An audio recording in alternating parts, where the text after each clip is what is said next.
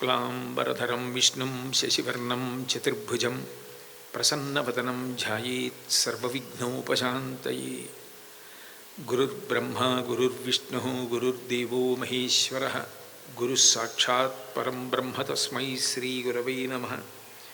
వాగర్ధావివ సంపృక్తౌ వాగర్ధప్రతిపత్తయే జగతః పితరౌ వందే పార్వతీ పరమేశ్వరౌ.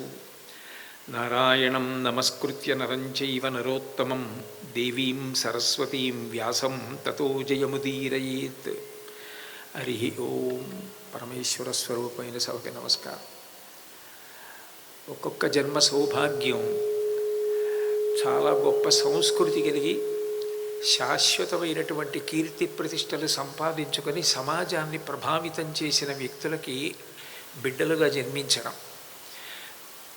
నాగేంద్రనాథ్ గారు మరియు వారి సోదరులు, అట్లాగే వాళ్ళ సోదరి, వీళ్ళందరూ గత జన్మలలో ఎంత పుణ్యం చేసుకున్నారో ఈ జన్మలో కళాతపస్వి స్వర్గీయ శ్రీ కె విశ్వనాథ్ గారికి కుమారులుగాను కుమార్తెగాను జన్మించారు.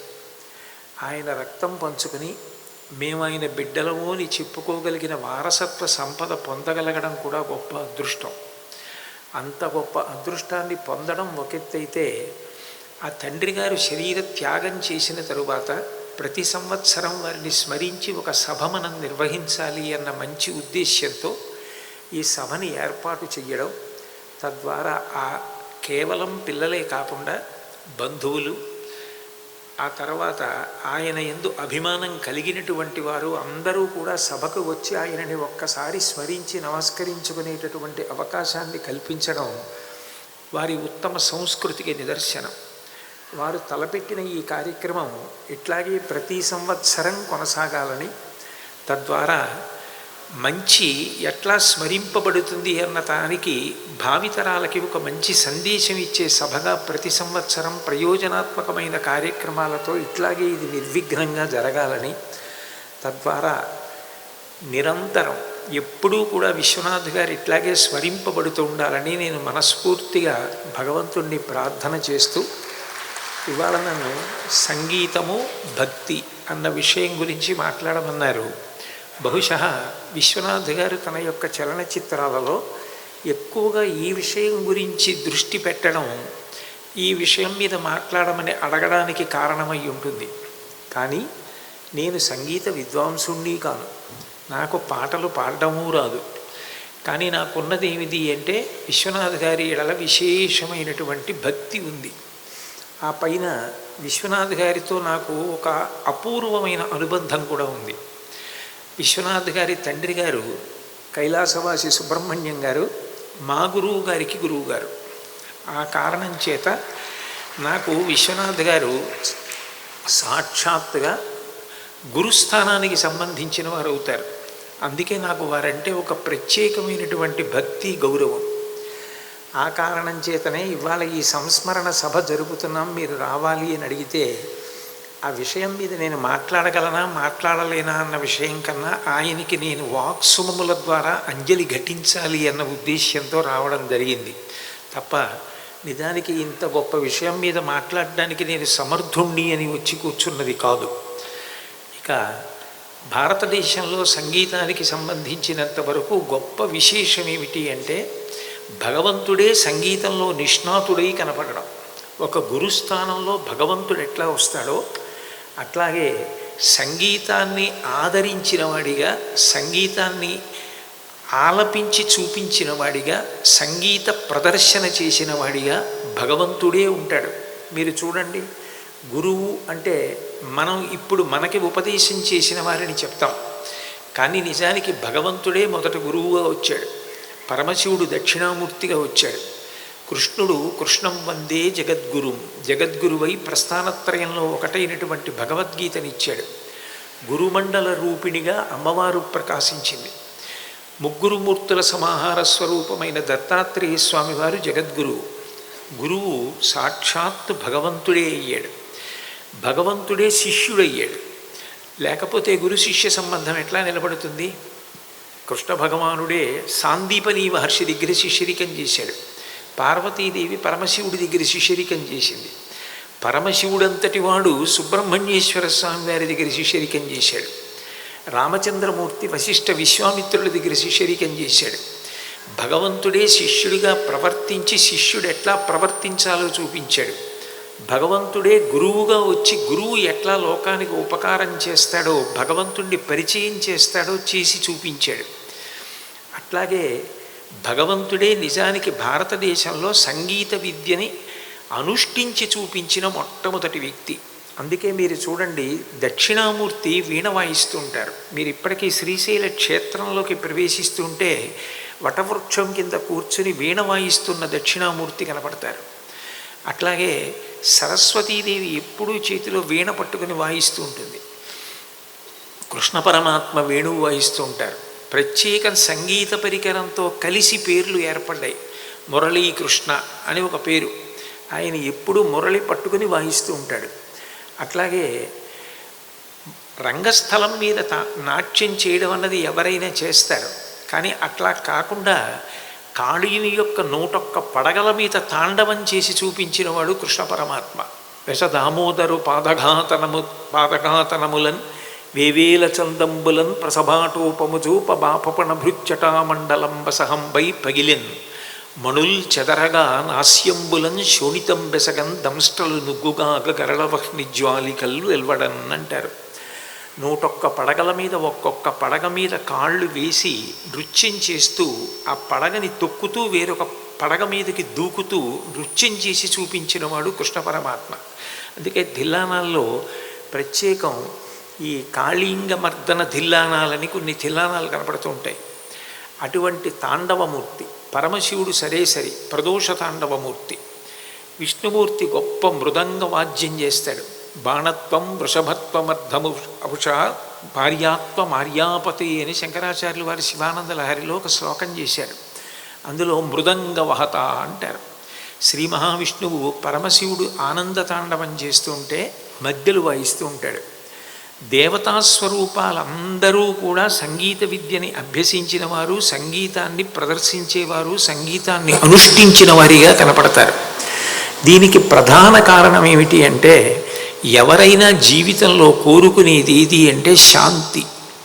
మీరు ఎన్ని పూజలు చెయ్యండి, ఎన్ని హోమాలు చెయ్యండి, ఎన్ని యజ్ఞాలు చెయ్యండి, చిట్ట చివరికి కోరుకునేది ఏది అంటే శాంతిని కోరుకుంటారు.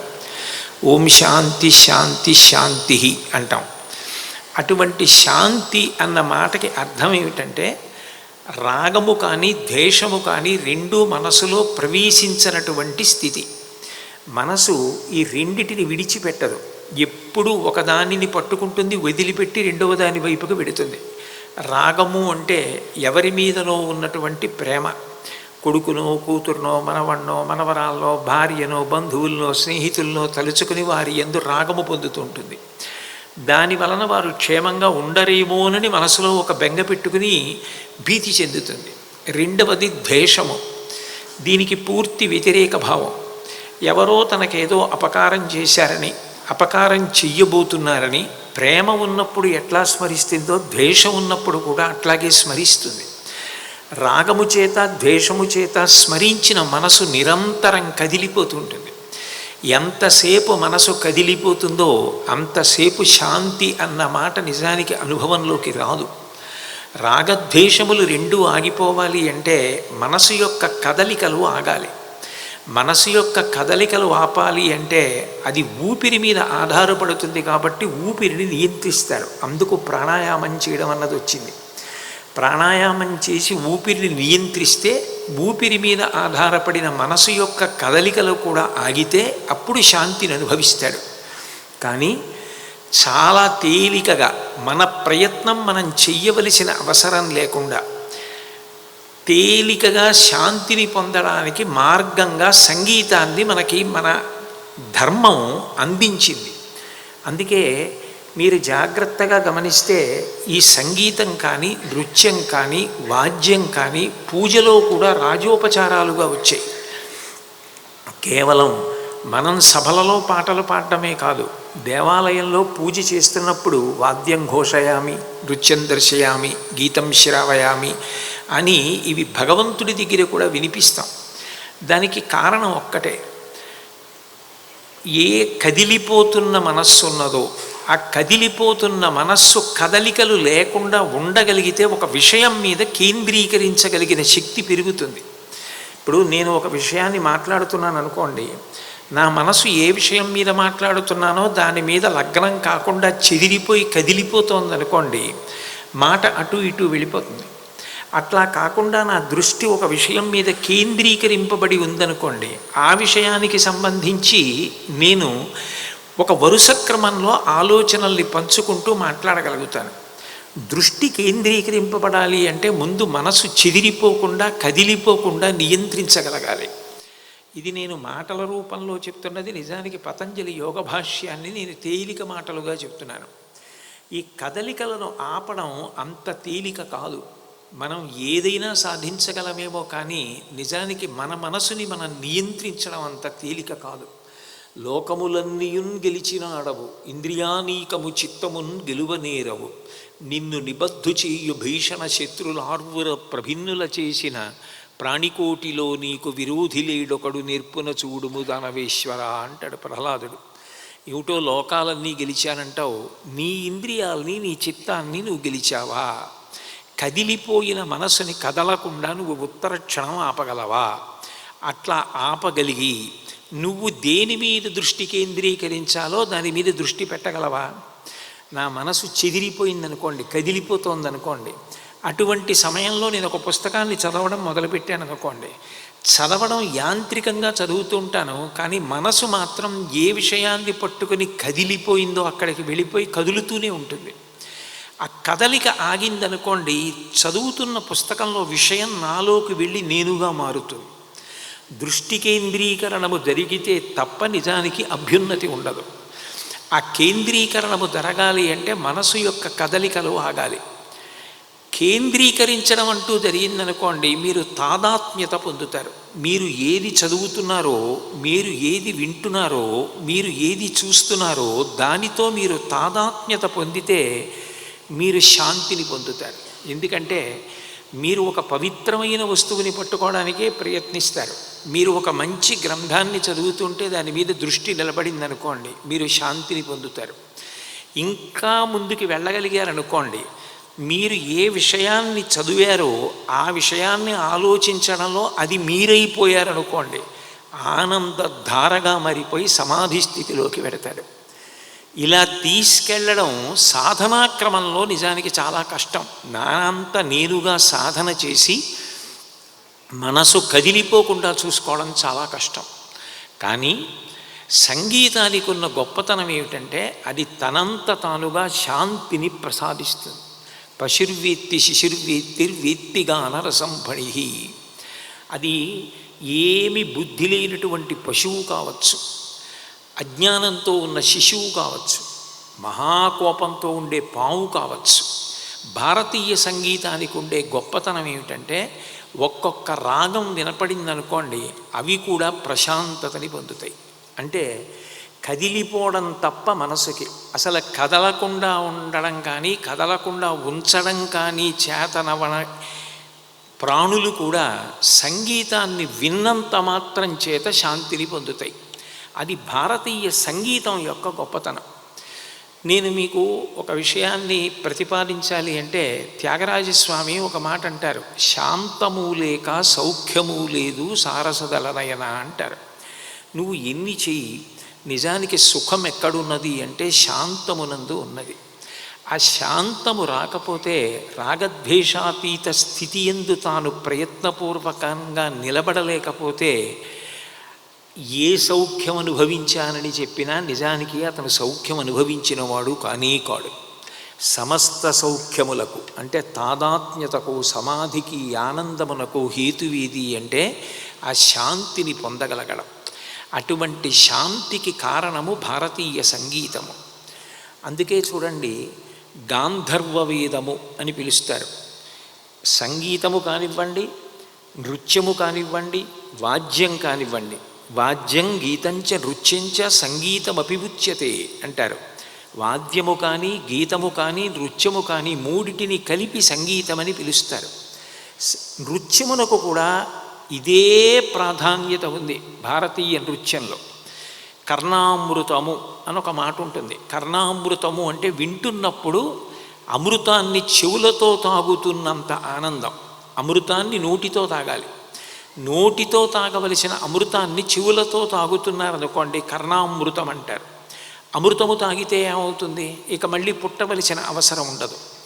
అట్లాగే ఏది చెవులతో విన్నంత మాత్రం చేత, ఏది లోపలికి వెళ్ళినంత మాత్రం చేత మళ్ళీ మళ్ళీ పుట్టవలసిన అవసరం కూడా పోగొట్టుకోగలుగుతాడో అటువంటిది వినడానికి చెవి అమృతపానం చెయ్యడానికి మార్గమైంది. అందుకు శంకరాచార్యులు వారి శివానంద లహరిలో గళంతి శంభోత్వచ్చరిత సరిత కిల్బిషరజో దళంతి ధీకుల్యాసరణిషు పతంతి విజయతాం దిశంతి సంసార భ్రమణ పరితాపోపశమనం వసంతి మచ్చీతో హ్రదభువి శివానందలహరి అంటారు. అది జన్మ పరంపరలు, మళ్ళీ పుట్టడం మళ్ళీ చావడం అనేటటువంటి జన్మ పరంపరల వలన కలిగినటువంటి పైకి రేగిన రాగద్వేషములన్న ధూళిని అణచగలిగినది. అటువంటి భగవత్ కథాశ్రవణము చెవుల గుండా చేస్తారు. ఆ కర్ణామృతము నేత్రామృతముగా మారుస్తుంది నృత్యం. ఇప్పుడు కృష్ణకర్ణామృతంలో ఒక శ్లోకం ఉంది.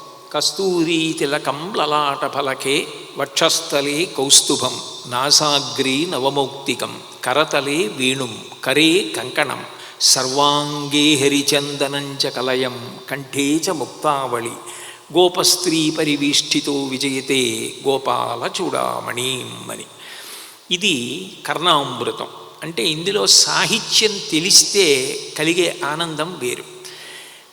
దీన్ని నేత్రామృతంగా భారతీయ నృత్యం మారుస్తుంది.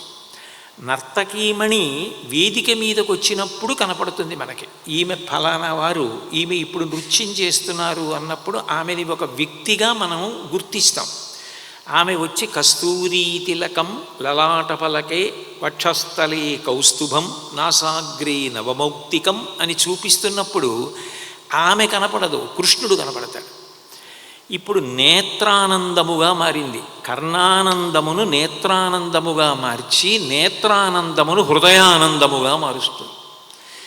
అది తర్వాత కూడా మనకు ఆ నృత్యము, ఆ భంగిమ, కృష్ణస్వరూపం, ఆవిడ పట్టిన ముద్రలు జ్ఞాపకానికి వస్తున్నాయి అనుకోండి.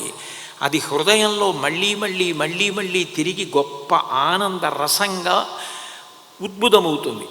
అది నిలబడిపోయింది అనుకోండి కొంతసేపు, ఒక లిప్త కాలం దాని యందే మమేకమైపోయి ఉండిపోయాను అనుకోండి, నాకు తెలియకుండానే నేను సమాధిలోకి వెళ్ళానని గుర్తు. ఆ కొంతసేపు అంటే కృష్ణుడు వినా ఇంకొకటి లేదు నాకు. అప్పుడు కృష్ణుడితో నేను తాదాత్మ్యత పొందిపోయాను. అప్పుడు ఏమండి ఏమండి ఏమండి అని భార్య 4 మాటలు పిలిచి తట్టి, ఏమిటి ఆలోచిస్తున్నారు అంటే ఆయన చూసిన నృత్యంతో తాను తాదాత్మ్యత పొంది ఆ కృష్ణుణ్ణి లోపల చూస్తూ ఏకీభావ స్థితిని పొందాడు.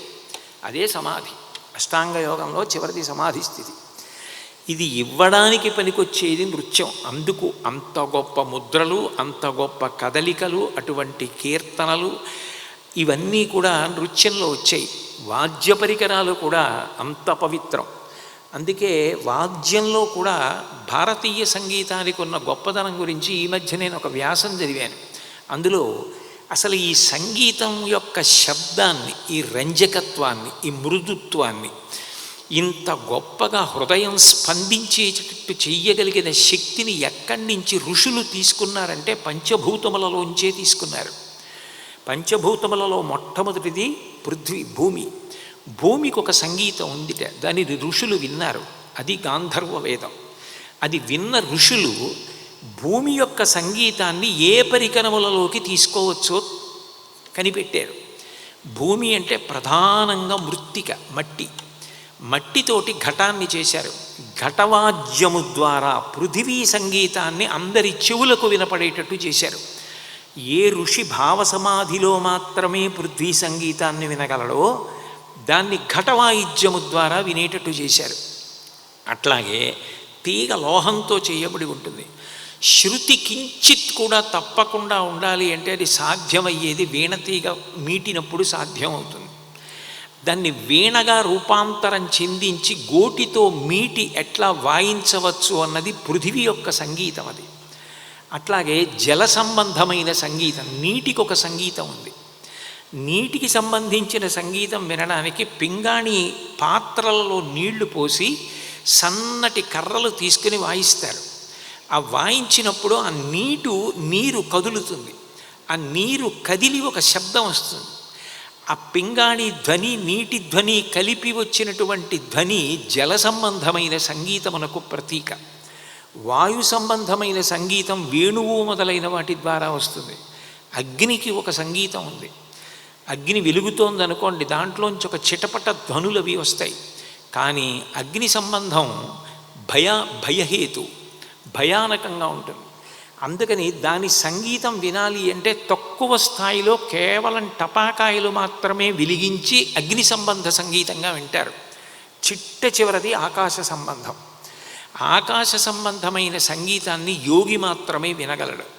అన్ని శబ్దములు ఎక్కడ అణిగిపోతాయో అక్కడ నాదం ఉంటుంది. ఆ నాదాన్ని యోగి లోపలికి వెళ్ళి వింటాడు. అదే పరమేశ్వరుడి యొక్క శరీరం. నాదతనువనిశం శంకరం అంటారు త్యాగరాజస్వామి. అది లోపలికి వెళ్ళి అనుభవించవలసిందే కానీ బయట వినడానికి వీలు లేనిది. పంచభూతముల నుండి సంగీతాన్ని విని సంగీత పరికరములలోకి తీసుకొచ్చి ఇట్లా అందించడం ద్వారా ప్రయోజనం ఏమిటి అంటే, పృథివీ సంబంధమైన సంగీతం వింటున్నప్పుడు శరీరంలో ఉన్నటువంటి కొన్ని ప్రధానమైన అవయవములు స్పందిస్తాయి. గుండె బలపడాలి అనుకోండి, వేణుగానం వినమని చెప్తారు. ఇది నా స్వంతంగా చెప్తున్నది కాదు. నేను సంగీతం మీద కొందరు మహానుభావులు రాసినటువంటి వ్యాసాలలో విషయాల్ని ఉటంకిస్తున్నానంతే. ఆ వేణుగానం వింటే హృదయం బలపడుతుంది అని. అట్లాగే పృథివీ సంబంధమైన సంగీతాన్ని వింటే నాడీ సంబంధమైన ఆరోగ్యం పెరుగుతుంది అని. అంటే సంగీతము ద్వారా ఆరోగ్యాన్ని కూడా ఎట్లా పెంపొందించుకోవచ్చు. బయట బ్రహ్మాండంలో పంచభూతాలు ఉన్నాయి, ఈ పిండాండంలోనూ పంచభూతాలు ఉన్నాయి.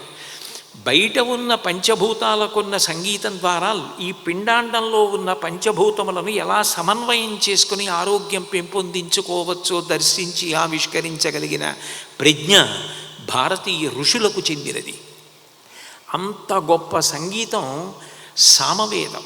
సంగీతం అంతా కూడా సామ అంటే శాంతి. సామవేదం అన్నాను అనుకోండి, అది శాంతికారకం. అందుకే వేదానాం సామవేదోస్మి అంటాడు పరమాత్మ. అందుకే సామవేదానికి ఒక్కదానికే స్వరభంగం అయినా కూడా దోషం పట్టరు. ఎందుకనంటే అంత దీర్ఘంగా పలకాలి కాబట్టి ఎప్పుడైనా స్వరభంగం జరిగినా కూడా దాన్ని దోషంగా తీసుకోవడానికి వీల్లేదు. దేవీ భాగవతంలో దాని మీద ప్రత్యేకమైన ఉపాఖ్యానమే ఉంది. అంత గొప్పదైనటువంటి ఈ సామవేదం శాంతికారకం.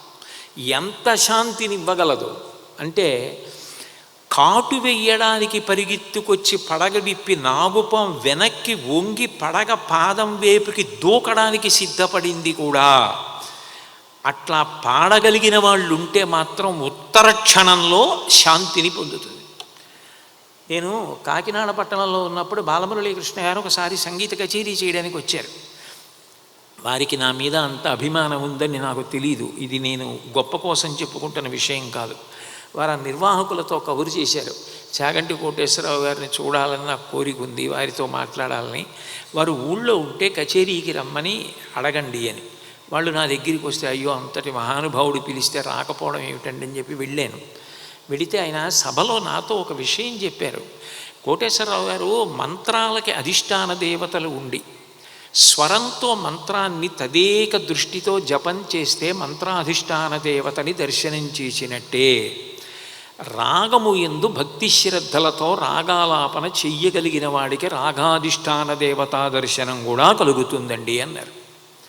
ఆయన మహానుభావుడు, గొప్ప వాగ్గేయకారుడు. ఆయనకి నాలాంటి పామరుడితో అనవసరపు విషయాలు చెప్పవలసిన అవసరం ఉండదు.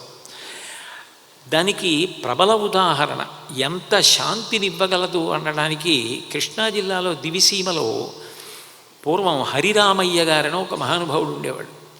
ఆయన సంగీతం పాడుతుంటే ఒక రాగం పాడాలి అంటే ఆ రాగమునందు తాదాత్మ్యత పొందిపోయేవారు. అంటే జపం చేసేటప్పుడు, ఒక మంత్రాన్ని జపం చేసేటప్పుడు ఎంతగా దృష్టి కేంద్రీకరిస్తారో, మంత్రాధిష్టాన దేవతని శరీరం అంగప్రత్యంగముల యందు కూడా ఎట్లా న్యాసం చేసుకుంటారో అట్లా పాడేవారు ఆయన. ఆయన ఒకరోజు ఒక వివాహ మహోత్సవంలో కచేరీ చేయడానికి వెళ్ళారు. అగ్ని సంబంధమైన రాగం పాడాలనిపించింది ఆయనకి. ఆయన దాని పర్యవసానాన్ని ఆలోచించలేదు. ఆయనకి అట్లా అనిపించింది. ఆయన వెంటనే తాదాత్మ్యతతో ఆ అగ్ని సంబంధ రాగాన్ని ఆలాపించారు. ఆయన కళ్ళు తెరిచేటప్పటికీ భగ్గుమని పెళ్లి మంటపం అంతా కాలిపోయింది. అగ్నిహోత్రుడు ప్రసన్నుడయ్యాడు. ఎవరి కర్తవ్యం వాళ్ళది. ఆయన ప్రసన్నుడైనప్పుడు ఆయన ఏం చేయాలో అది ఆయన చేసేశాడు. ఆయన చాలా చిన్నపుచ్చుకున్నారు. నేను ఎక్కడ ఇది పాడకూడదో అక్కడ పాడాను. దానివల్ల పెళ్లివారికి నా వల్ల చాలా ఇబ్బంది కలిగిందని. అంటే ఆర్ద్రత, సంగీతానికి ఉన్న గొప్ప లక్షణం ఏమిటంటే మనసు అంత మెత్తగా అయిపోతుంది. కాళిదాస మహాకవి నవరత్నమాలికా స్తోత్రం చేస్తూ అంటాడు, సరిగమపద నిరతాం వీణా సంక్రాంత కాంత హస్తాంతాం శాంతాం మృదుల స్వాంతాం కుచభరతాం తాం నమామి శివకాంతాం అంటాడు. అమ్మవారు అంత దయార్ద్రస్వరూపిణి ఎందుకయింది అంటే ఎప్పుడు వీణ వాయిస్తూ ఉంటుంది. ఆవిడ వీణకే ఒక పేరు విపంచి అని, విపంచాగాయంతి అని సౌందర్యలహరిలో వీణ మీద ఒక శ్లోకం కూడా. నారదుడి వీణ మహతి, తుంబురుడి వీణ కళావతి, ఒక్కొక్కరి వీణకు ఒక్కొక్క పేరు. అటువంటి వీణావాదన విన్న కారణం చేత అమ్మవారు అంత శాంతంగా ఉంటుందని కాళిదాస మహాకవి ప్రతిపాదన చేశాడు. ఆయన మనసు ఆర్ద్రత. అందుకని ఆ హరిరామయ్య గారు తట్టుకోలేకపోయారు. నా వల్ల వీళ్ళకి ఇంత ఆపద కలిగింది, ఇక పైన నేను ఈ ఆంధ్రదేశంలో ముఖం చూపించలేను. ఎక్కడికైనా వెడితే ఈయనేనండి అక్కడ పెళ్లిలో అగ్నిహోత్రం మీద రాగం ఆలపించి పెళ్లి మంటపం తగలబడిపోవడానికి కారణం అయ్యారంటారని చిన్న పుచ్చుకొని, నిజానికి అలా ఆయననేం అనవలసిన అవసరం లేదు. అంత ఋషి హృదయుడు అని కూడా ఆయన్ని కీర్తిస్తారు. కానీ ఆయనే ఆర్ద్రతతో చిన్న పుచ్చుకొని అక్కడి నుంచి బయలుదేరి కర్ణాటక వెళ్ళిపోయి ఒక రోజున మైసూరు వెళ్ళారు. మైసూరు మహారాజా వారి యొక్క పెద్ద కోట వెనక తోట ఉంటే ఆ తోటలో సంధ్యావందనం చేసుకుని బల్ల మీద కూర్చున్నారు. ఏదో అక్కడ బెంచి ఉంది, దాని మీద కూర్చున్నారు. రాజకుమార్తెలు ఆడుకుంటున్నారు. ఆడుకుంటుంటే అక్కడ పక్కన చెట్టు తొర్రలో ఒక పెద్ద నాగుపాము ఉంది. వాళ్ళు చూసుకోలేదు. వీళ్ళు ఆడుతూ ఉండడంలో దాన్ని తొక్కారు పుట్టని. అది బుస్సని పైకి లేచి వాళ్ళ వెంట పడింది. వాళ్ళు పరిగెత్తగలిగినంత వేగంగా పరిగెడుతున్నారు. అది కూడా వాళ్ళని కాటు వేయడానికి అంతే వేగంగా వచ్చింది. వాళ్ళు పరిగెత్తలేక అక్కడ కూర్చున్నటువంటి హరిరామయ్య గారి దగ్గరికి వెళ్ళారు. తాతగారు మమ్మల్ని రక్షించండి, పాము వచ్చేసిందని. ఆ పాము అప్పటికే వచ్చేసి పడగ విప్పేసి వెనక్కి వాలి వాళ్ళని కాటు వేయడానికి సిద్ధపడుతోంది. ఆయన గొప్ప సంగీత విద్వాంసుడు. ఒక మంత్రజపం ఎలా చేస్తారో ఆయన రాగం అలా పాడతారు. ఆయన వెంటనే పున్నాగవరాళి పాడారు. పున్నాగవరాళి రాగం ఆలపిస్తే ఇంత కోపంతో తలపైకెత్తి కాటు వేయడానికి సిద్ధపడిన నాగుపం తల ఆడిస్తూ ఉండిపోయింది. ఎంతసేపు పున్నాగవరాళి రాగం పాడుతూ ఆ పాము కాటు వెయ్యకుండా ఆపుతూ ఉండగలరు? ఆ పాము వెళ్ళిపోవాలి. అందుకని ఆయన గరుడధ్వని రాగం పాడారు. ఆ గరుడధ్వని రాగం పాడేటప్పటికీ గరుత్మంతుడు పాములకు శత్రువు కదూ.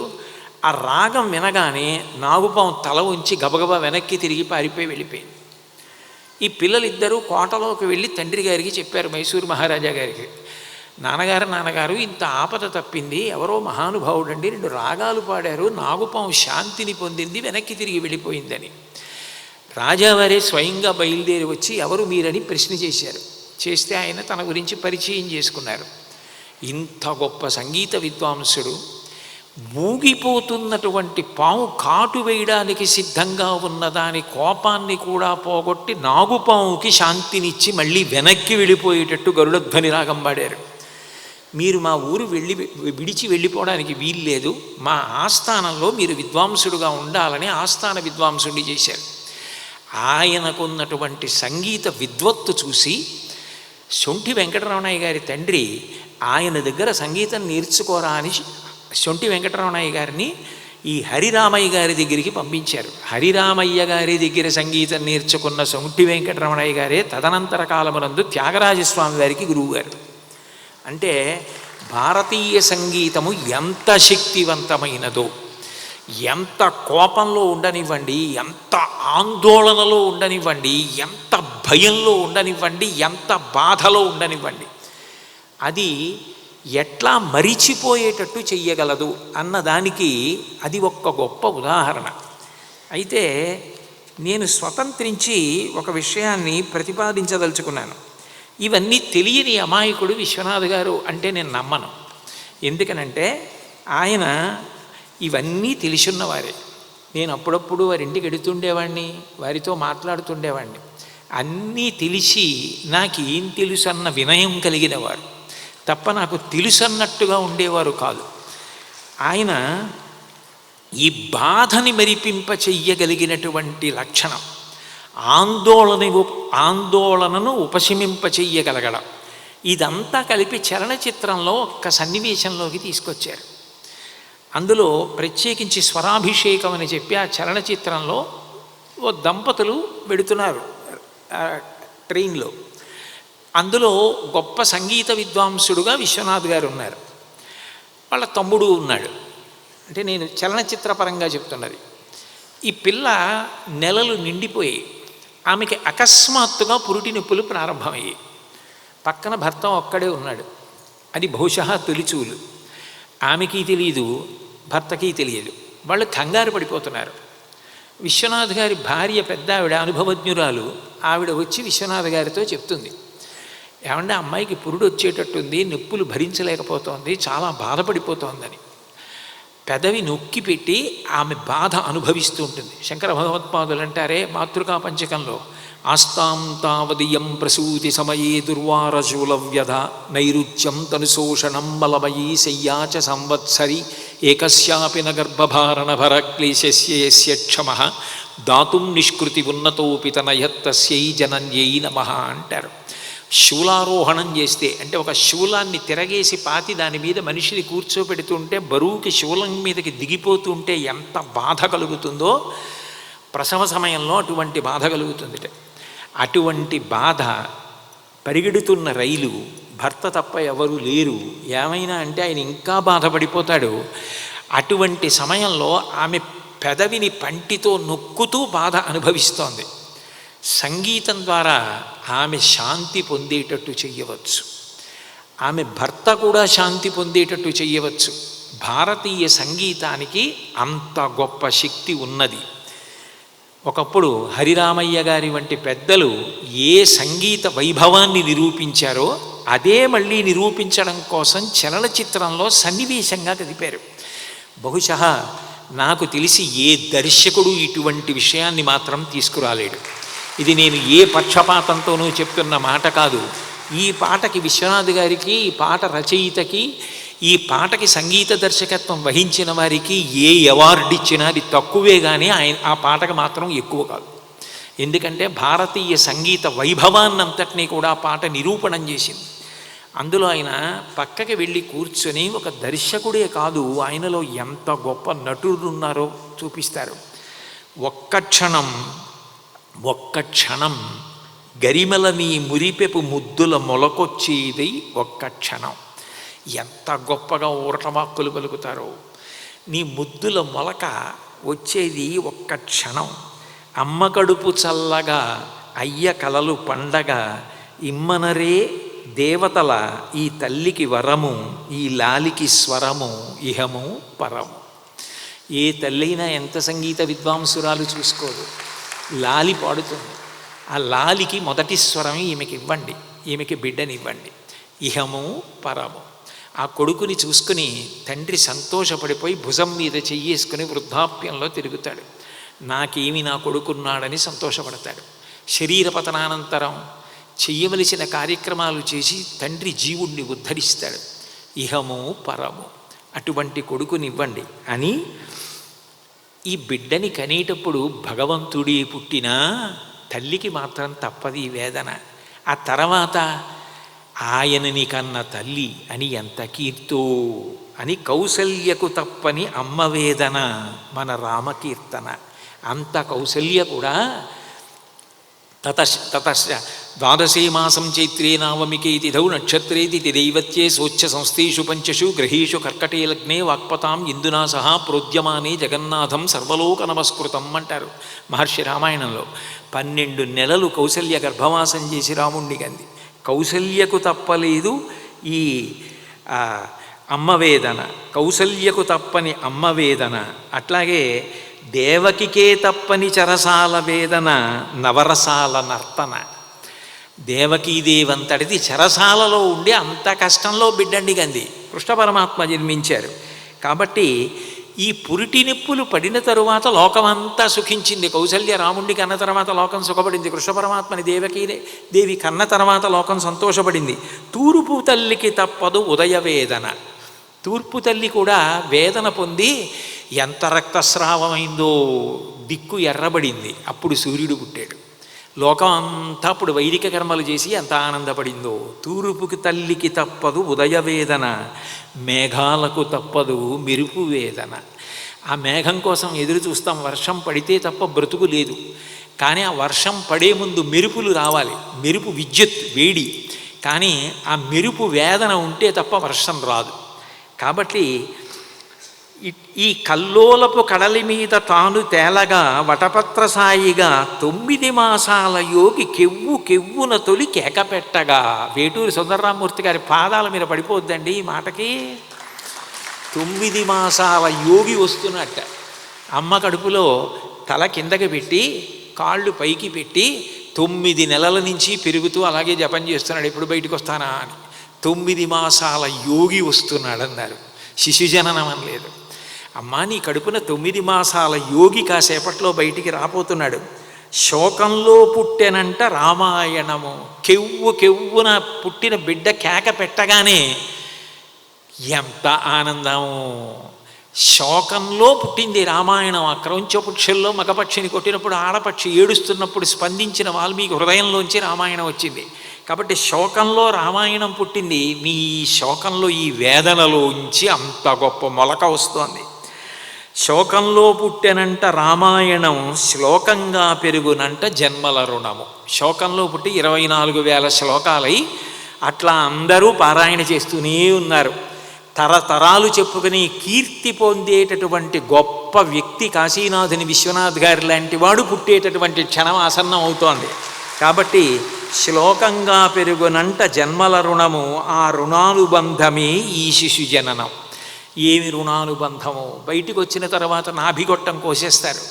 అయినా మా అమ్మ కొడుకు, నాన్నగారు కొడుకు, ఈ రుణానుబంధాలు మిగిలిపోతాయి. శరీరాలు పడిపోయినా 3 తరాల పేర్లు చెప్పి పితృ పితామహ ప్రపితామహానాం అని తద్దినం పెడుతూనే ఉంటారు.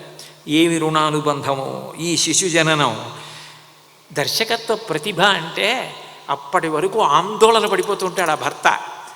ఆ పిల్లవాడు క్యారమని ఏడుస్తాడు. విశ్వనాథ్ గారు వెళ్ళి పాడుతూ అంత ఆందోళనలో ఉన్నటువంటి ఆ పిల్ల భర్త చేత జో అచ్యుతానంద జో జో ముకుంద అని పాడించేస్తారు. అంటే సంగీతం ఇంతమందిని సంతోషపెట్టేస్తుంది. ఆ అమ్మాయి విచిత్రం ఏంటంటే ప్రసవ వేదన మరిచిపోయి, అంత కష్టాన్ని మరిచిపోయి ఆమె కూడా స్వరాలు పాడుతుంది. ఆ సంగీతం పాడడంలో తనని నిలబెడుతున్నారని, తనకి శిశు జననం అవడానికి అవకాశం చేస్తున్నారన్న విషయం కూడా గమనించకుండా ప్రశాంతతను పొంది, అంత వెళ్ళిపోతున్నటువంటి ఆ ట్రైన్లో ఏ ఇబ్బంది లేకుండా శిశువుని పొందేటట్టుగా అంతమంది సంతోషించేటట్టుగా సంగీతం కారణమైంది. అంటే ప్రసవ వేదన కన్నా భయంకరమైంది ఏది ఉంటుందండి? దానికింత గొప్ప పాటగా రూపకల్పన చేసిన విశ్వనాథ్ గారు భారతీయ సంగీత వైభవాన్ని ఎంత గొప్పగా చెప్పిన ఋషితుల్యులయ్యారు. ఆయన ఎక్కడ తక్కువ, ఒక్క పాటలో నిజంగా ఎంత గొప్పగా సంగీత వైభవం, ఎంత శాంతినివ్వగలదో చూపించారు. ఇట్లాంటి పాట, ఇంత గొప్ప సాహిత్యం, అటువంటి చిత్రీకరణ ఎక్కడ దొరుకుతుంది? నిజంగా నాకు అనిపిస్తుంది, ఒకనాడు హరిరామయ్య గారు ఆ పాము విషయంలో ఎట్లా చేశారో, పాలుపల్లి రామకృష్ణయ్య పంతులు గారి పాట ఎట్లా ఉండేదో, బాలమురళీకృష్ణ గారి పాట ఎట్లా ఉండేదో, అట్లాగే విశ్వనాథ్ గారి చలనచిత్రంలో పాట చిత్రీకరించడం కూడా ఉంటుంది.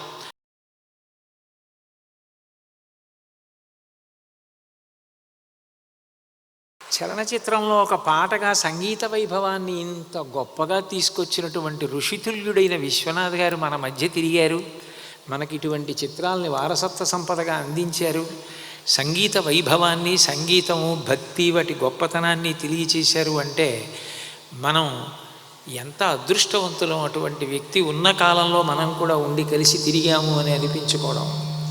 సంగీతానికి ఉన్నటువంటి గొప్ప లక్షణాలలో ఒకటి ఆ భక్తి సంగీతము ద్వారానే సాధింపబడుతుంది.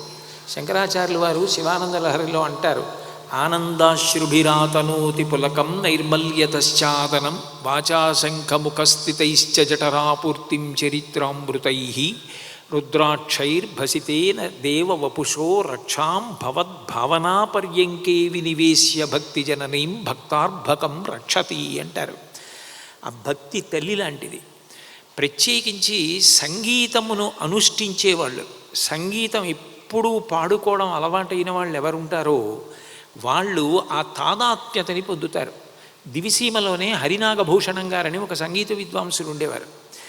ఆయన త్యాగరాజస్వామి వారి కీర్తన పాడడం అంటే ఆ రోజుల్లో అందరూ పాడినట్టు ఉండేది కాదు. త్యాగరాజస్వామి మహానుభావుడు, ఒక మహర్షి, కారణజన్ముడు, సాక్షాత్ నారదుడు, వాల్మీకి మొదలైన వారి అంశలో వచ్చినటువంటి వారు. ఆయన ఒక కీర్తన పాడితే ఆయన భగవద్గీతని, భాగవతాన్ని, ఉపనిషత్తుల్ని దృష్టిలో పెట్టుకుని కీర్తన ఎలా రచన చేశారు అన్నదాన్ని ఆధారంగా ఆ కీర్తన మధ్యలో ఆయన సంగీతంతోనే ఆ ఉపనిషద్వాక్యాల్ని, గీతాశ్లోకాల్ని, ఆ పురాణాంతర్గతమైన శ్లోకాలు కూడా పాడుతూ సాధారణంగా సప్తస్వరాలతో స్వరాలు వేస్తారు. ఆయన రామనామంతో స్వరాలు వేసేవారు. హరినాగభూషణం గారంటే ఎంత గొప్ప విద్వాంసులంటే ఒకసారి కచేరీ జరుగుతోంది. తమిళ దేశం నుంచి దక్షిణామూర్తి పిళ్ళయ్య అని ఒక ఆయన మృదంగం వాయించడానికి వచ్చాడు, పక్క వాయిద్యం. ఈ హరినాగభూషణం గారు పాడుతున్నటువంటి తీరుకి, ఆయన భక్తి తాదాత్మ్యతకి, పాడుతుంటే ఆయన వెంట్రుకలు నిక్కపొడుచుకున్న తీరు చూసి ఆ వాయిస్తున్న మృదంగం పక్కన పెట్టేసి లేచి సాష్టాంగ నమస్కారం చేశాడు. ఇంతమందికి నేను పక్క వాయిద్యం వాయించాను కానీ ఇటువంటి పరవశంతో వాయించే వాళ్ళని నేను చూడలేదని. ఆ భక్తి ఏం చేస్తుందంటే నిరంతరం భగవద్భావన యందు రమించేటట్టు చేస్తుంది. భవద్భావనాపర్యంకే వినివేశ్య భక్తి జననీం భక్తార్భకం రక్షతి. వాళ్ళకి పేదరికం ఉందా, అన్నం ఉందా, అన్నం లేదా, ఐశ్వర్యం ఉందా, ఐశ్వర్యం లేదా, ఇవేవీ కాదు. యోగరతో వా భోగరతో వా సంగరతో వా సంగవిహీన యస్యద్బ్రహ్మణి రమతే చిత్తం నందతి నందతి నందత్యేవ. ఎప్పుడు ఆ భగవద్వైభవాన్ని కీర్తనలలో మనసులో తెచ్చుకొని పరవశించిపోతూ ఆఖరికి నిద్రపోతున్నట్లు ఉన్నా ఆ నిద్రలో కూడా వాళ్ళ ఊపిరి అంత లయబద్ధంగా విడిచిపెట్టి అంత లయబద్ధంగా పీలుస్తారట. హరినాగభూషణం గారి జీవిత చరిత్ర చదివితే ఆయన వ్రాసిన కీర్తనల పుస్తకాలు ఇప్పటికీ వాళ్ళ కొడుకులు దాచి ఉంచారు. వాటిని ముద్రణ చేయించాలి ప్రభుత్వ పక్షాన అని కోరుకుంటున్నారు. అవి ఇప్పటికీ ఉన్నాయి ఆయన రచించినటువంటి గ్రంథాలు. అంతటి మహాయోగి పుంగవుడు. పక్షవాతం వచ్చినా ఆయన పక్షవాతం బాధ కూడా ఆయనకి తెలియదు.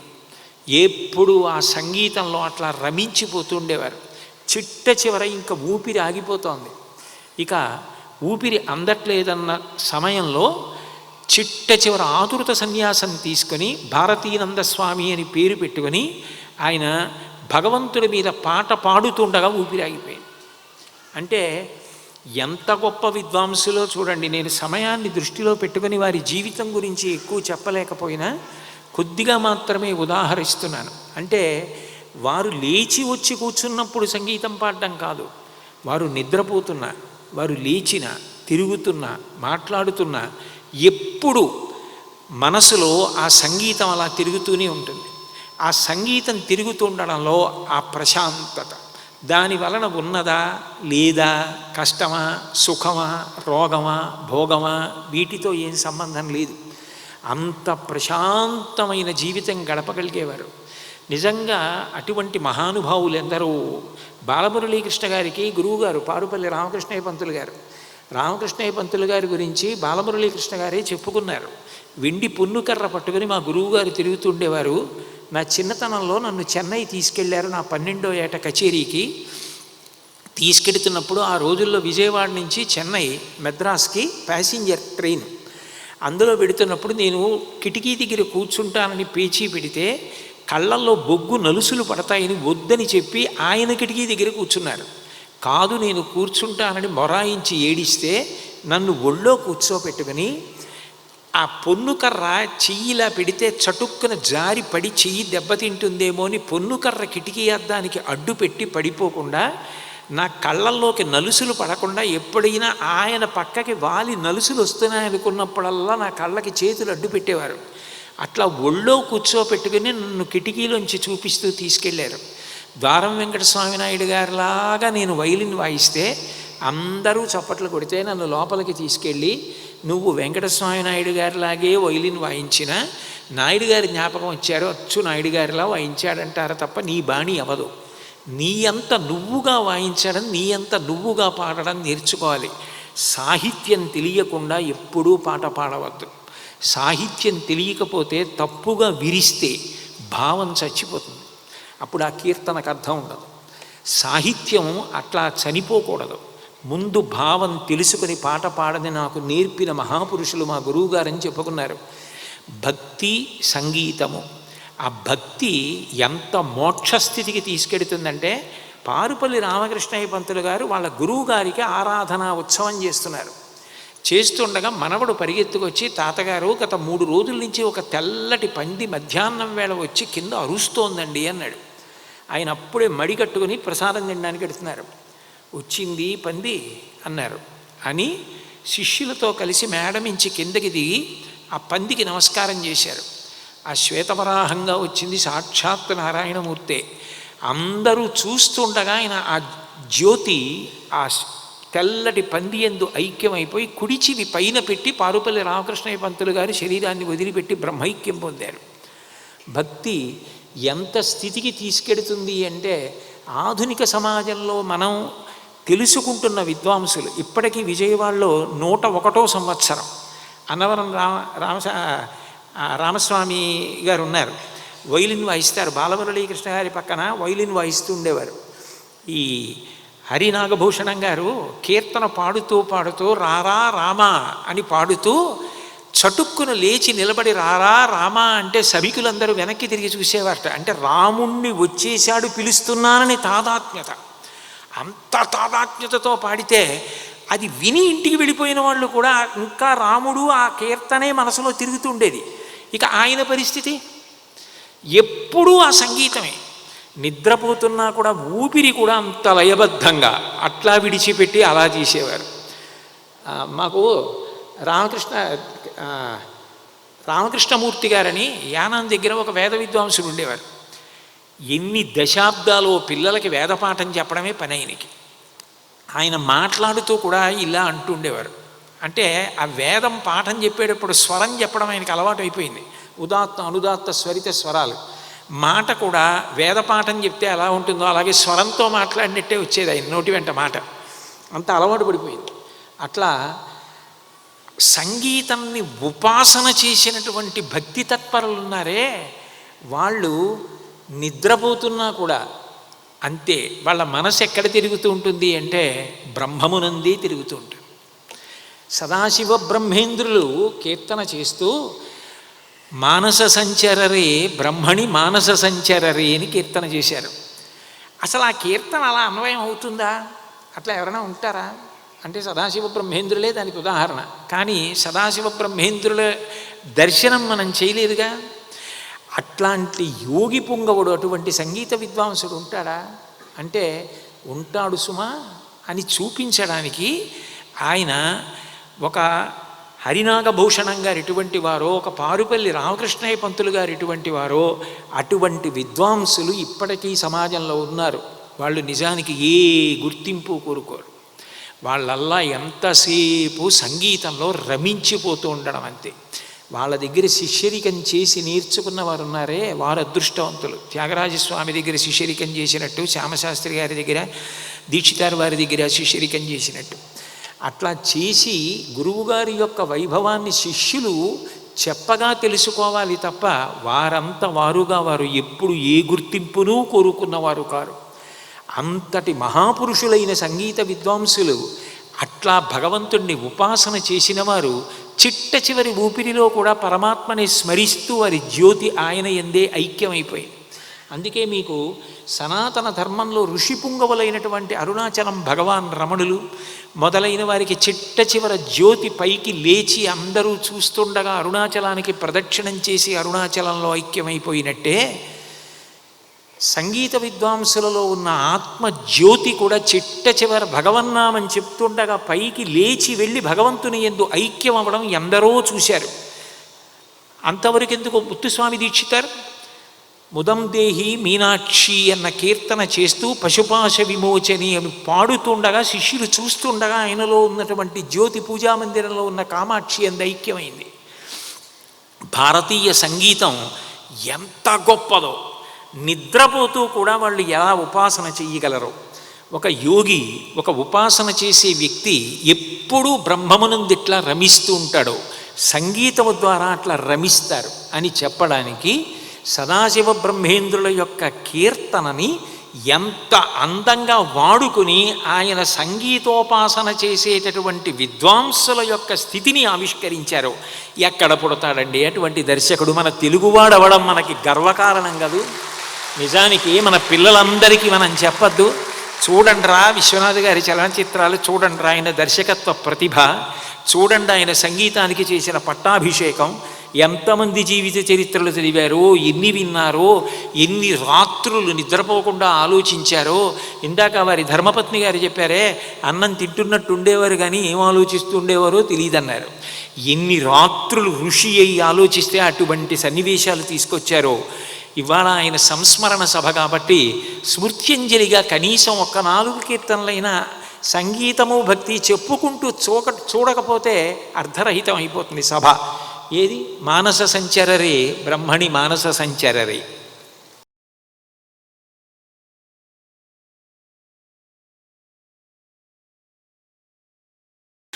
ఇంద్రియములు మనస్సు అణిగిపోయిన స్థితిలో గాఢ నిద్రలో కూడా కీర్తన ఆగిపోతే, ఆ పాట ఆగిపోతే పూర్తి చేశారు. అంటే దాన్ని ఒక చలనచిత్ర సన్నివేశంగా ఎక్కించడం అంత తేలిక కాదు. చూసేసిన తర్వాత నాబోటిగాడు ఏంటి ఎవరైనా చెప్తారు కాదు. ఆ సదాశివ బ్రహ్మేంద్రుల కీర్తనని ఒక సంగీత విద్వాంసుడి యొక్క జీవితానికి అన్వయం చేస్తూ ఇంత గొప్పగా వాళ్ళు బ్రతుకుతారని చూపిస్తే నిజంగా అట్లా ఎవరైనా ఉన్నారా నాన్నగారు? అది చలనచిత్రంలో పాత్ర కదా, సృజింపబడినది కదా, నిజంగా అలాంటి వాళ్ళు ఉన్నారా అని కొడుకు తండ్రిని అడిగాడు అనుకోండి. లేకపోవడం ఏమిటి? దాలి పిచ్చయ్య గారు ఎంత గొప్పవాడు, పారుపల్లి రామకృష్ణయ్య పంతులు గారు ఎంత గొప్పవారు, అట్లాగే హరినాగభూషణం గారు ఎంత గొప్పవారు, హరిరామయ్య గారు ఎంత గొప్పవారు, శొంఠి వెంకటరమణయ్య గారు ఎంత గొప్పవారు అని తండ్రి కొడుక్కి చెప్పడంలో భారతీయ సంస్కృతి వైభవము అట్లా నిరంతర ప్రవాహంగా వెడుతుంది. దానికి పునాది వేసి చూపించారు విశ్వనాథ్ గారు. అందుకు ఆయన కారణజన్ముడు. అందుకు అటువంటి ఆయనకి మనం స్మృత్యంజలి ఘటించి నమస్కరించవలసిన అవసరం ఏర్పడింది. సంగీత విద్వాంసుల యొక్క జీవితాన్ని మీరు గమనిస్తే వారి భక్తి యందు ఒక స్పష్టత కనపడుతుంది. ఎవరో ఒక్కరిని మాత్రమే కీర్తన చేయడం, ఒక రూపాన్ని మాత్రమే స్తుతించడం, ఒక రూపాన్నే ఆరాధించడం, ఇతర రూపాల్ని ద్వేషించడం ఇటువంటి ఉండవు. మీరు త్యాగరాజస్వామిని చూడండి, ఆయన అమ్మవారి మీద కీర్తనలు చేశారు, పరమశివుడి మీద కీర్తనలు చేశారు, రామచంద్రమూర్తి మీద విశేషంగా కీర్తనలు చేశారు. అసలు ముత్తుస్వామి దీక్షితారు వారైతే ఏ క్షేత్రానికి వెడితే ఆ క్షేత్రంలో అంత అద్భుతంగా క్షేత్రంలో ఉన్న మూర్తి తత్వాన్ని ప్రకాశింపచేస్తూ మాట్లాడారు. ఒక మంత్రశాస్త్రవేత్త మాట్లాడితే ఎట్లా ఉంటుందో అట్లా మాట్లాడతారు ఆయన.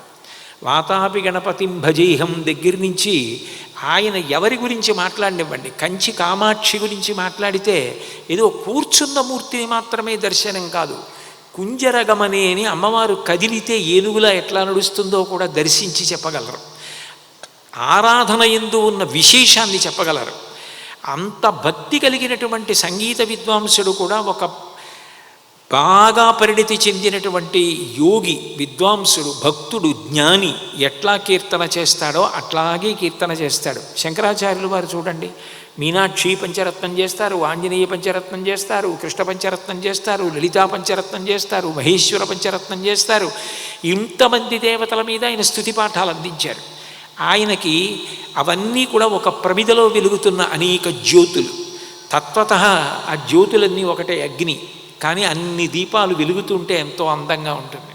అలా ఇన్ని రూపాలుగా నేను ఆరాధించే నా స్వామి ఇన్ని రూపాలుగా ఉన్నాడు. ఏకస్త్వమేవ బహుదా భవభాసిలోకే నిశ్శంకధీర్వృషభకేతన మల్లినాథ శ్రీభ్రామరీ ప్రియ సుఖాశ్రయ లోకనాథ శ్రీమల్లికార్జున విభో తవ సుప్రభాతం అంటారు శ్రీశైల మల్లికార్జున సుప్రభాతంలో. ఓ శివ, మీరే ఇన్ని రూపాలుగా ప్రకాశిస్తున్నారు అంటారు. తను నమ్మిన దైవం ఇన్ని రూపాలుగా ప్రకాశిస్తున్నాడని అందరినీ కీర్తించగలిగినటువంటి సహృదయం జ్ఞాని అయిన భక్తుడికి ఉంటుంది. అట్లాగే మళ్ళీ సంగీత విద్వాంసుడు పరిణితి చెందినటువంటి ఉపాసకుడైనటువంటి సంగీత విద్వాంసుని ఎందుకు కనపడుతుంది. అందుకే మీకు ఈ విషయాలు బాగా భక్తి పండినటువంటి విద్వాంసులైన వారు ఎవరు పాడినా అట్లాగే పాడతారు. వాళ్ళ జీవితంలో గొప్పతనం ఏమిటంటే వాళ్ళు కేవలం రాతినో విగ్రహాన్నో చూసి మాత్రమే మాట్లాడరు. అందరూ రాతిని చూస్తే వాళ్ళు విగ్రహాన్ని చూడరు, పరమాత్మని చూస్తారు. ఒకప్పుడు ముత్తుస్వామి దీక్షిత వారు కేవలూరు అని ఒక గ్రామానికి వెళ్ళారు. అక్షయలింగమూర్తి అని శివాలయం. అక్కడికి వెళ్ళి శివదర్శనం చేస్తానని అర్చకుల్ని అడిగారు. దేవుడు ఎక్కడికి పారిపోలే, అక్కడే ఉంటాడు గుళ్ళో, రేపు రా, ఇప్పుడు సమయం అయిపోయిందన్నారు. ఏమి నొచ్చుకోలేదు. ఆర్ద్రత కలిగినటువంటి వారు సంగీత విద్వాంసులు. అక్కడే కూర్చుని అక్షయలింగ విభో స్వయంభో అని కీర్తన చేశారు. వెంటనే తలుపులు తెరుచుకుని పరమేశ్వరుడు దర్శనమిచ్చాడు. త్యాగరాజస్వామికి తిరుమలలో వెంకటేశ్వరుడు దర్శనమిచ్చాడు. కాబట్టి ఇవన్నీ వాళ్ళకి ఉన్నటువంటి భక్తి కేవలం పాట పాడడం కాదు, వాళ్ళకి ఎంత నమ్మకం ఉందో అర్థమవుతుంది. ఆ నమ్మకం ఉన్నప్పుడు పరమాత్మ పలికి తీరుతాడు. ఆ నమ్మకం లేకుండా వెళ్ళి యాంత్రికంగా పెట్టిన నమస్కారాన్ని ఈశ్వరుడు కూడా యాంత్రికంగానే స్వీకరిస్తాడు. అది విగ్రహం కాదు, అది పరమాత్మ అన్న నమ్మకంతో పరవశం కలిగి పరవశం లోపల పాటగా మారి పాడిన విద్వాంసుడు ఉంటాడే, వారికి పలుకుతారు.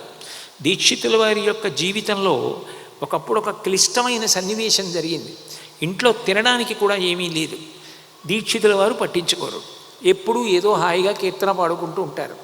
ఆయన భార్య బాధపడుతుంటే ఆ శిష్యరికం చేసే ఒక ఆవిడ నా నగలు అమ్మి ధనంతో ఆహార సంభారాలు పట్టుకొస్తాను అంటే అది చెవిన పడి దీక్షితుల వారు ఎవరిని చేయి చాపి అడగరు. ఆయన వరకు ఆయనకి శివుడు ఉన్నాడు. ఆయన తిరువారూరు క్షేత్రంలో త్యాగరాజేశ్వర స్వామివారి సన్నిధానానికి వెళ్ళి కూర్చొని త్యాగరాజేశ్వరం భజేహం అని చెప్పి చిత్త తాపత్రయం త్యజరే, నేను నా చిత్తంలో ఉన్న తాపత్రయాన్ని వదిలిపెట్టేస్తున్నాను. నాకు త్యాగరాజస్వామి అంటే సంగీతత్రయంలో త్యాగరాజస్వామి కాదు, తిరువారూరులో వెలిసినటువంటి త్యాగరాజస్వామి. శివుడికి అక్కడ త్యాగరాజు అని పేరు. త్యాగరాజస్వామిని నమ్మి ఉన్నాను, ఆయన నా తాపత్రయం తీసేస్తారని శివుడి ముందు ప్రార్థన చేసి కీర్తన పాడారు. పాడి ఇంటికి వచ్చారు. ఇంటికి రాగానే తిరువారూరులో ఉన్న సత్రం గుమాస్తా వచ్చాడు.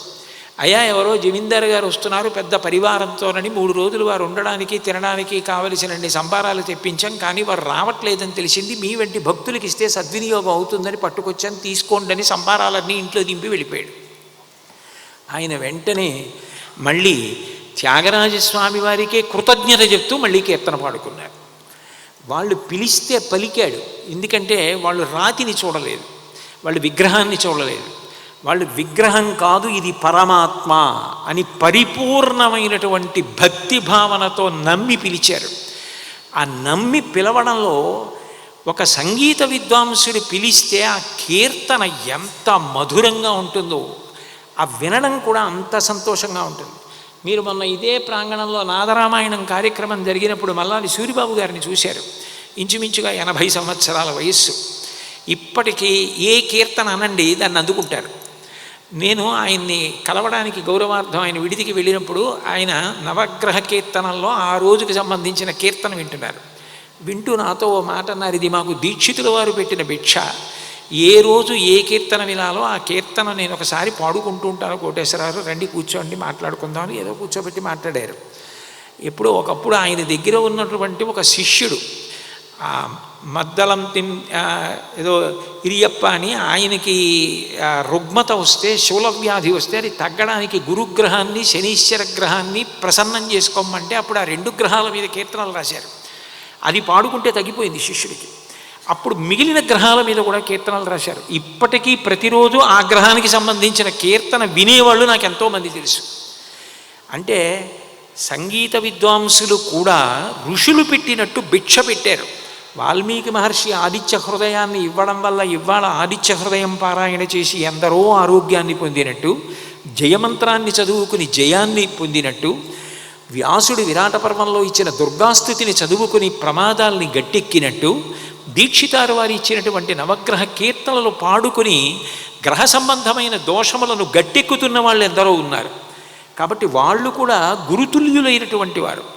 వారి నుండి మనం ఆ భక్తిని గ్రహించవలసి ఉంటుంది.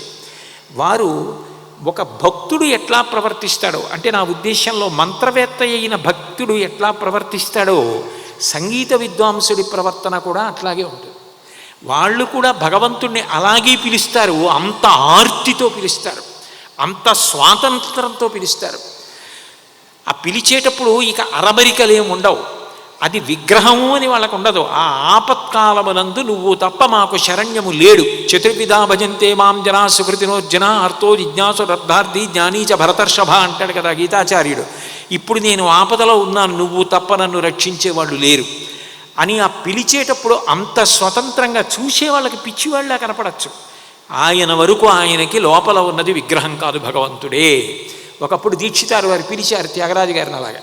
ఒకప్పుడు త్యాగరాజస్వామి, సంగీతత్రయంలో త్యాగరాజస్వామి వారు మరణించిన వ్యక్తిని నా జీవనాధార అన్న కీర్తన పాడి మళ్ళీ బతికించారు. వాళ్ళకి ఉన్నాడు భగవంతుడన్న పరిపూర్ణ విశ్వాసం. అంతేకాని వాళ్ళకి ఉన్నాడో లేడో అన్నంతసేపు పలకడం.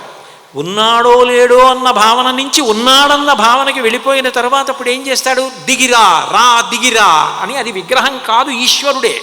అది కూడా మళ్ళీ భేదాలు ఉండవు. అక్కడ రాముడు ఉన్నాడు అనుకోండి, రాముడి దగ్గరికి వెళ్ళి పాడుతున్నాడు అనుకోండి. ఆ చలనచిత్రంలో సిరిసిరి మువ్వ అన్న చలనచిత్రంలో సాంబడు అని ఒక అమాయకుడు, మూగపిల్ల హైమ, ఆ అమ్మాయిని మేనమామ ఎవరో అనుకుంటాను అన్యాయంగా ధూర్తుడై సరి అయినటువంటి శీలం లేనటువంటి వాడికి ఇచ్చి వివాహం చేయడానికి సిద్ధపడుతూ ఉంటాడు.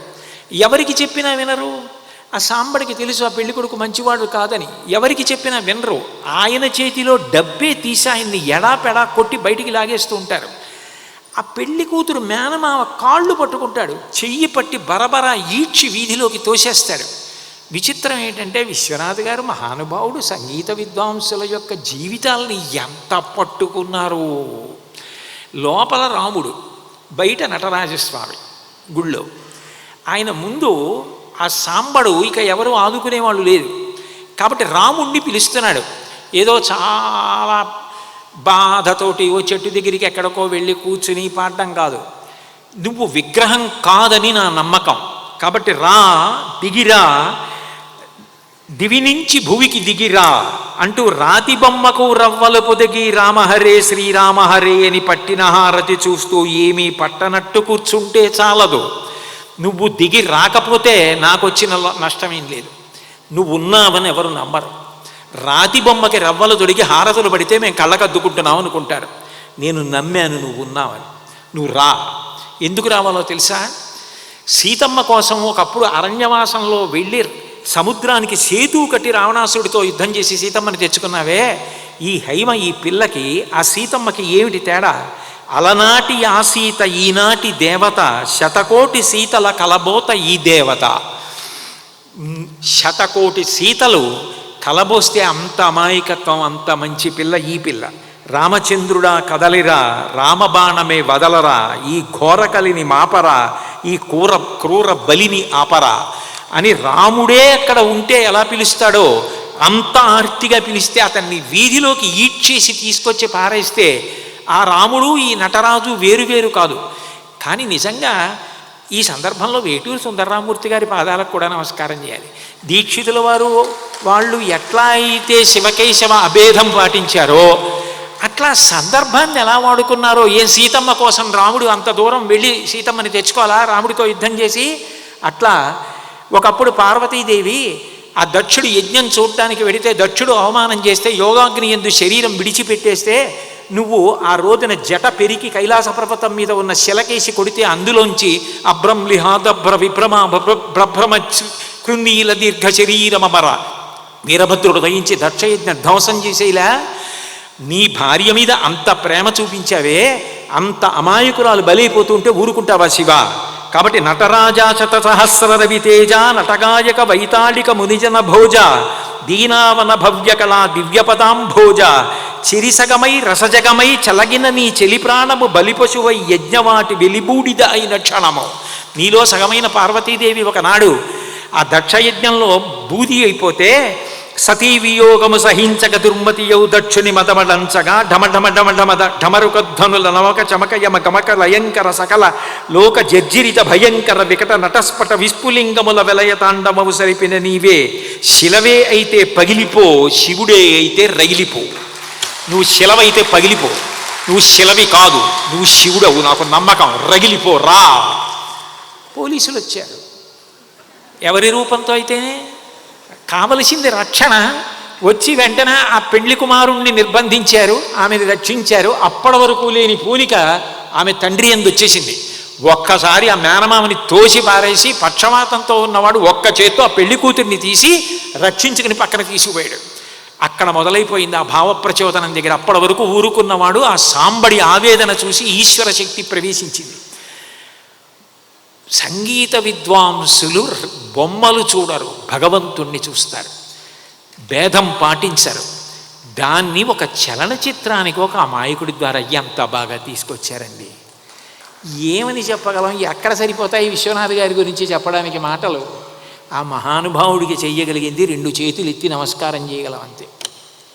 ఆయన సంస్మరణ సభ కాబట్టి రా దిగిరా, దివి నుండి భూమికి దిగిరా, ఓ విశ్వనాథుడా, మళ్ళీ ఎవరి కడుపునో పుట్టి మళ్ళీ మంచి మంచి చలనచిత్రాలు చేసి మాతో సరిపోయిందా, మా కొడుకులు, మా మనవలు, మా మునిమనవలు చూడొద్దు, వాళ్ళు కూడా సంస్కృతి వైభవాన్ని పొందొద్దు. ఒకప్పుడు విశ్వనాథ్ గారి గురించి చెప్పేవారు, మళ్ళీ విశ్వనాథ్ గారిలా ఈయన తయారయ్యాడని చెప్పుకోవద్దు. కాబట్టి రా దిగిరా, దివి నుంచి భువికి దిగిరా. రాముడు నటరాజే కాదు, నేనైతే విశ్వనాథ్ గారిని కూడా ప్రార్థిస్తున్నాను కదిలి రమ్మని.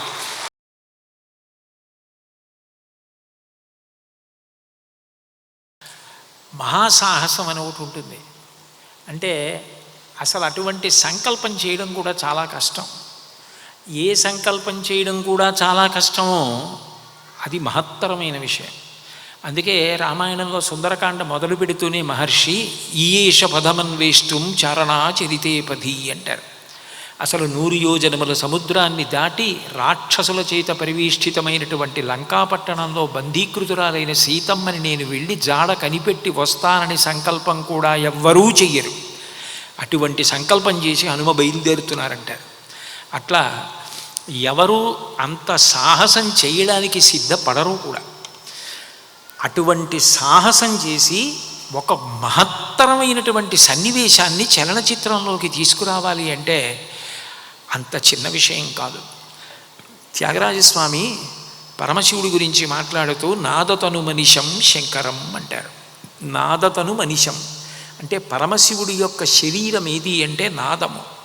నిజానికి నాదము అన్న మాటకు అర్థం ఏమిటంటే శృతి స్వరము, ఈ రెండూ కూడా రెండుగా ఉండకుండా ఒకటైపోవడం.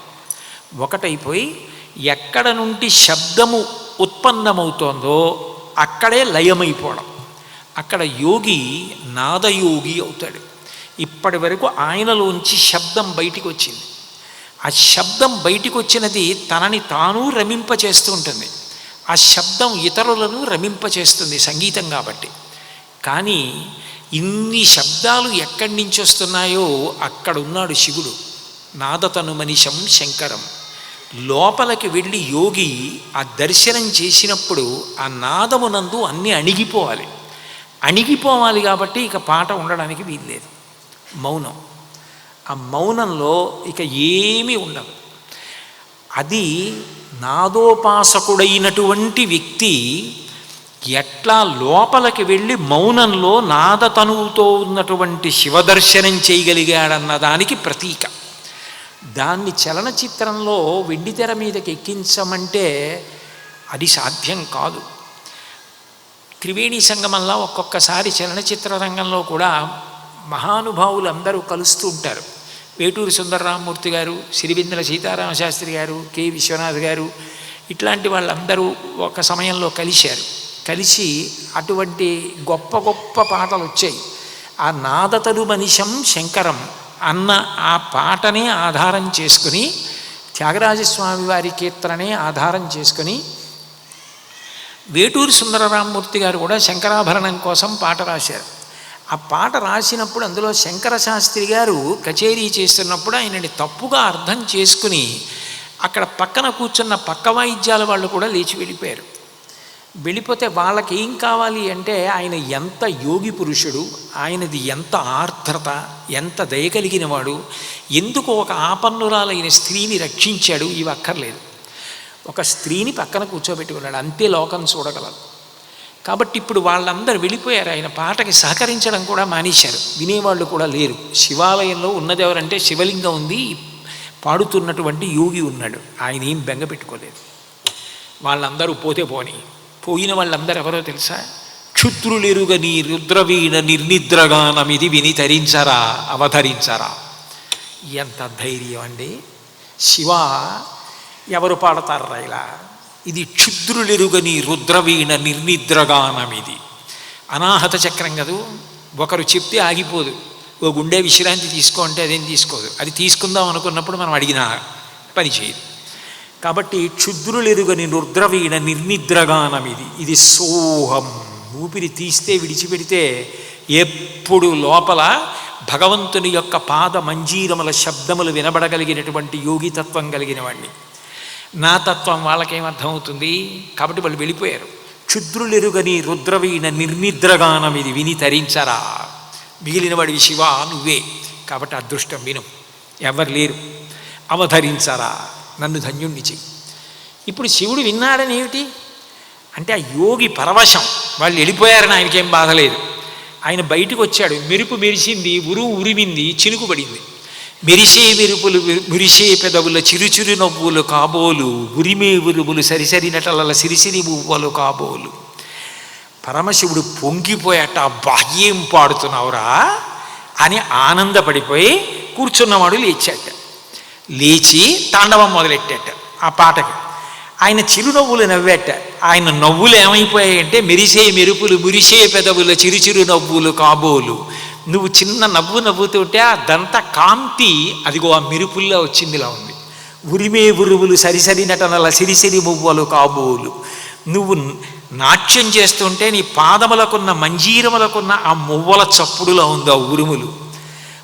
ఇలా నాట్యం చేస్తున్నప్పుడు ఆయన ఏం చేస్తాడు? మధ్య మధ్యలో పాడుతున్న ఆయన వంక పరవశంతో ఇలా చూసి నవ్వుతున్నాడు. నువ్వు తలంచడంలో నీకేనేమిటి పరవశం? నా పాట పరవశం గంగమ్మకు కూడా పట్టింది. అందుకని జటాజూటంలో అణిగి ఉన్న గంగమ్మ పరవశం పట్టలేక పైకి లేచింది, నువ్వు వంగావు. పరవశాన శిరసు గంగా ధరకు జారిన శివగంగ. ఇది వాన కాదు, ఆ జటాజూటంలోంచి పరవశాన పొంగిన గంగ కింద పడింది. గంగ పైనుంచి కిందక పడింది. విశ్వనాథ్ గారి చలనచిత్రంలో గంగ కింద నుంచి పైకి లేచింది, జటాజూటంలోంచి పైకి లేచి కింద పడింది. పరవశాన శిరసు గంగా ధరకు జారిన శివగంగ, నా గానలహరి నువ్వు గంగా. నా గానలహరిలో శివ నువ్వు మునిగిపోయావు. నీ ఆనంద వృష్టి నే తడువంగా, నీ ఆనంద వృష్టిలో నే తడిసిపోయాను. అంతే. ఇంకా ఈ ఆనంద వృష్టి ఎక్కడ పడుతుంది అంటే ఆ నాదస్థానమునందు ఆ ఉపాసకుడు లయమైపోవాలి, నిశ్శబ్దం కాసేపు. అప్పుడు మళ్ళీ బహిర్ముఖుడయ్యాడు. శంకరా అని మళ్ళీ అందుకున్నాడు. ఆ నాదస్థానమునందు యోగి లయమైపోయేటటువంటి ఆనందం అప్పటి వరకు గంభీరంగా కూర్చుని ఉండేటటువంటి ఆ శంకర శాస్త్రి గారిగా అభినయించిన స్వామయాజులు గారు ఆ వానలో పంచ తడిసిపోతుండగా లేచి నృత్యం చేస్తుంటే అసలు నిజంగా ఒక నాదయోగి, లోకాన్ని పట్టించుకోకుండా లోకేశ్వరుడికి తప్ప లోకానికి జడవనురా అంటాడు చూసారా. అట్లాగే నిలబడిపోయిన ఆ పాత్రని అట్లా సృజించి పెంచి పోషించి ఒక నాదయోగిని మన ముందు ఆవిష్కరింపచేసినటువంటి విశ్వనాథ్ గారి ప్రతిభకి మనం ఏమివ్వగలం? అంజలి ఘటించి నమస్కరించడం, రా దిగిరా అని పిలవడం. అయితే నాగేంద్రనాథ్ గారు ఏమైనా అనుకోవచ్చు కాక, నేను దానికి ముక్తాయింపుగా ఒకటి కలుపుతాను. ఒకప్పుడు పుట్టారుగా కాశీనాథుని వారి ఇంట్లో, కాబట్టి రా దిగిరా చాగంటి వారింటికి దిగిరా, ఈ మాట మా ఇంట్లో పుట్టండి అని నేను పిలుస్తాను. ఎందుకు రారు? ఆయన భగవంతుడు లొంగినట్టు భక్తికి లొంగుతారు. కాబట్టి నాకు మనవడిగానో మునిమనవడిగానో విశ్వనాథ్ గారు మా ఇంటికి వస్తారు. అప్పుడు ఇదే చాగంటి కోటేశ్వరరావు ఒకప్పుడు విశ్వనాథ్ గారి గురించి పరవశంతో చెప్పారు. మళ్ళీ విశ్వనాథ్ గారు లాంటి మనవడే ఈయనకి పుట్టాడని నా గురించో ఎప్పుడో ఎక్కడో ఇప్పుడు నేను ఉన్నా లేకపోయినా నా గురించి స్మరిస్తూ సభల్లో చెప్పుకుంటారు. కాబట్టి అంత గొప్ప నాదయోగి గురించి ఆవిష్కరించిన విశ్వనాథ్ గారి వైనం చూసి అక్కడతో ముగిద్దాం. శంకరా నాద శరీర, దాంతోనే మొదలెట్టారు కాబట్టి దాంతోనే పూర్తి చేద్దాం అనుకున్నాను.